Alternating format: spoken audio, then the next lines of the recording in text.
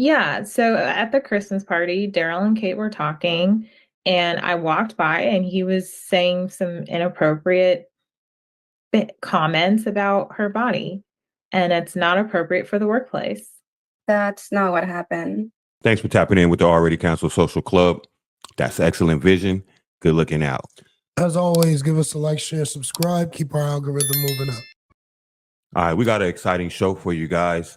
We're going to go through what HR allegation would look like in most cases. And Brody put me up on this being an actual skit because I was a little hot at how the scenario went down. But y'all check it out, leave some comments, and fuck with it if you think, it's something that you could get into.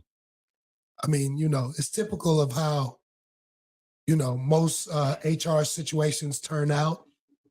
And believe it or not, there's always a chick like this or a person like this in a job that just ready to stick their nose in the shit. Lurking for whatever reason. You were saying some sexually charged comments about a coworker, about her body, that she has a body that looks like a Lexus Jeep. Oh, no. I said that. So yeah, get it that's together. not what happened. So I was telling Kate that my girlfriend, because I started dating, I have a new girlfriend now. And I was saying that that it's gigantic. It looks like Lexus Jeep, the back, like the back of Lexus Jeep, those new ones that they have that don't look like bigger. Have you seen the Cybertruck? It's much bigger than that. It's like a Ford F-150. It looks like the back of a Lexus. That's what I was saying. So how is that charged? Who did I charge? I didn't charge anybody. I was talking about my girlfriend. That part. Well, that's not what your coworker Reisa said. So maybe we should bring Reisa in. Oh, Reisa, you see, how can you be listening to Reisa? Let me even, because I was talking to Kate. Let me even bring Kate first and ask her so you can. Hold on. Get you can ask, because that's not what I said. I didn't say, wait, Kate, hold on, because this woman is accusing me of all kinds of things. I know. What happened? That's okay. What did you say? What did you say I said, Reisa? That's her. What are you talking about? Hi, Carolyn. Hi. So you overheard Kate and Daryl talking in the Christmas party, and some sexually charged remarks were made about one of the coworkers. You overheard this, and you filed a complaint about this. So what did you say in the complaint about what Daryl said? You're there looking like you Daryl. Reisa, you brought this complaint against Daryl. We need to hear it from you firsthand. He needs to hear. Yeah, so at the Christmas party, Daryl and Kate were talking, and I walked by and he was saying some inappropriate comments about her body, and it's not appropriate for the workplace. That's not what happened. What happened? We were talking about his girlfriend. We were not talking about myself. And I was talking about my girlfriend. So you think I was talking about Kate? I mean, Kate, listen, Kate's body, this thing is nice, but it cannot, no way you can. Kate is more like Corolla compared to my girlfriend that I started dating, the back. So how can you the back? You see, this is what I need to make my own complaints even against her. What do you mean by Corolla? What does that even mean? No, Kate, I mean that it's not even that. You ain't got the rear end, girl. Compared to my girlfriend, it's not even big. So I couldn't have been talking about you. No way. Okay, well, number one, Daryl, we shouldn't be comparing women's bodies to vehicles, okay? That's definitely out of line. Women are not objects. But Kate, I want to inquire with you. Are you sure he wasn't talking about one of his coworkers? Are you feeling a little bit afraid today to own up to what Reisa said? Because Reisa was walking by them at the Christmas party, and she... Go ahead. She in her own space on a video call. How is she feeling intimidated or afraid? Those are the things that they try to inject into the situation. So we're going to stop it once, this time right here, and then we're going to stop it at the end. So far, it just gives the temperature of them trying to make this stick. Like, it's like the lady on the upper left is saying, Karen, are you sure you didn't hear what you like? She told you what she heard. You're trying to, you know what I'm saying, insinuate that she's under duress or right. she's being manipulated in some way. The lady on the bottom right, the guy's already said, I don't know what your incentives or motives are, but I think you possibly have an attraction. That's what I was going to say. What you want to break down from so far? I mean, either that or you just that messy chick that like to, you know, be in people's business. And, you know, the one thing about eavesdropping, you always hear the wrong part of the conversation when you eavesdrop. And then you want to take that as context and run with it. You know what I'm saying? Which could jeopardize his employment or, you know, anything. You know what I'm saying? That could be a case. Right, which jeopardizes his life, livelihood. That jacket, you wear that forever. Ever. He said he was making these sexually charged remarks about a coworker, not his girlfriend. No, absolutely not. I mean, I think Reisa is just jealous. I mean, probably because Exactly. maybe she's probably in love with Daryl. I don't know Jealous of what? what the problem is, but honestly, we were just talking about his girlfriend.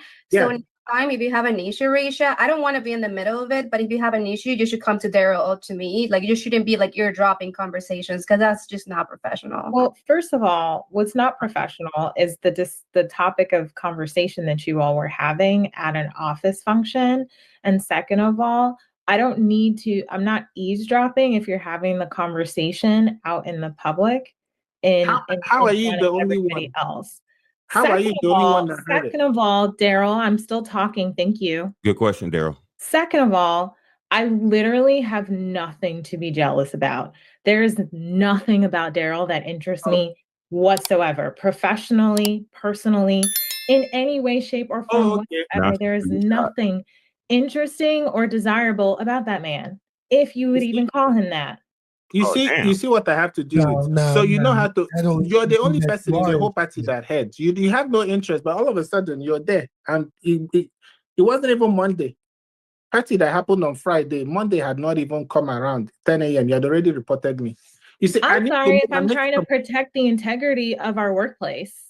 But then you look bad because you look like a gossipy girl talking about something that you have no idea. So you should be in your place, mind your own business, and leave us alone. Like, I know that probably you're hurt because you're not part of a French group, but like that's your problem, not ours. A friend group, he just got here, first of all. Second of all, it's not gossip because I heard it firsthand. So gossip would be me coming from somebody else.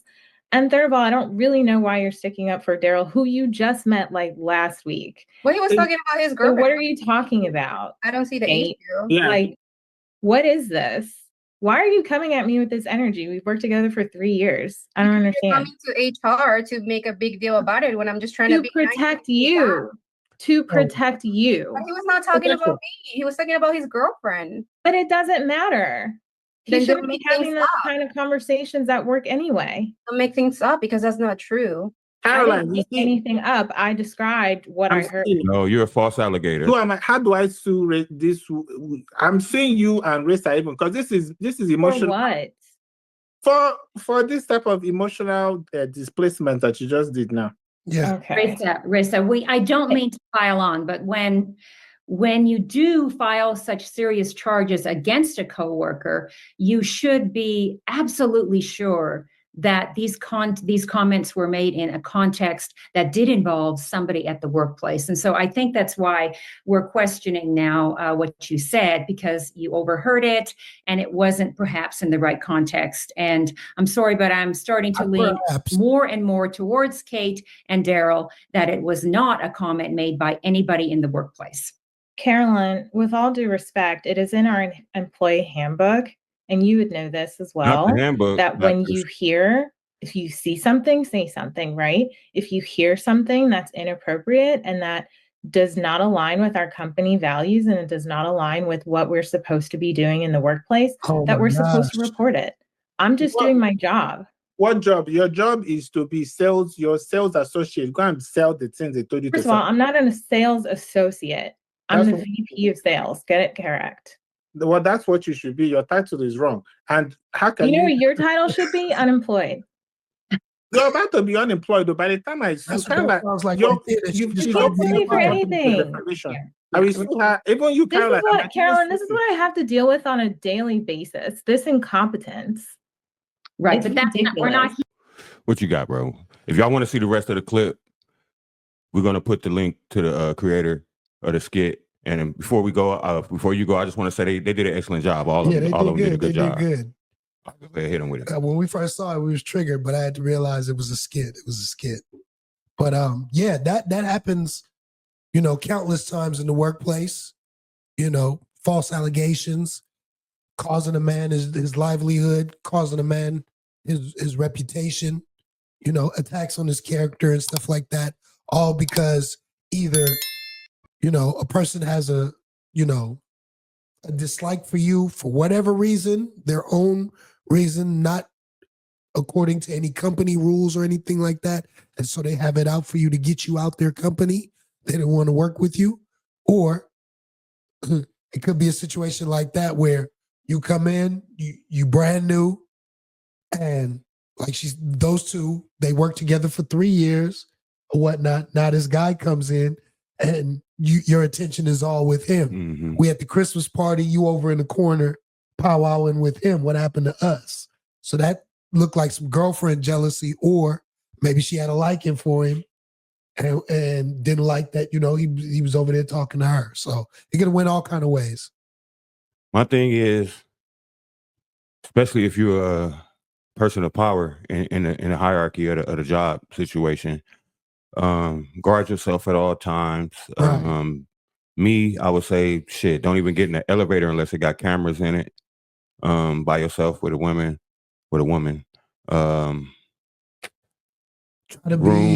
Try not to be, you know, secluded in secluded sections of your job or anything like that. Because you said what I was thinking, but it's my turn, nigga. It's my bad. I waited. Nah, he right though. That's what I was getting at, basically. So that was the first point. And then the second point was most HR overheads or overseers are women. They get the degrees that give them those positions. And so you wouldn't want to find yourself ever in that situation. So that's why we were saying the things we were saying. Yeah, I would say make an example out of you. Take the extreme route to avoid that situation versus just being friendly, go lucky, kind-hearted, good-hearted. I'm not saying don't be kind and good-hearted, but I'm just saying that comes with a level of letting your guard down. So yeah, watch yourself at all times on these jobs, fellas, if you want to keep them. And what's crazy is when it goes to the HR department, they go to the extreme, right? You're already guilty before being presumed innocent of whatever allegations against you. Then once it comes down that whatever allegations are false or it's a misunderstanding or something like that, there is no come down, you know, in the same level as the way that they went up on you. There ain't no you see that in everyday apologies. TV and everyday life. You know what I'm saying? The allegations and the public scrutiny that comes with the allegations, Exactly. the media response is never as loud as when they find out that it was a false allegation or you were found innocent. They're not there apologizing or banging a drum about your innocence. Right. You know what I'm saying? So take rebuilding your character. Take that in consideration as well, fellas. Yeah, rebuilding your character from the blocks that they done took out of it while trying to strike you down. Go on, hit them with that shit, bro. But as always, you know, man up, not man down. Maintain, not man tan, and we out.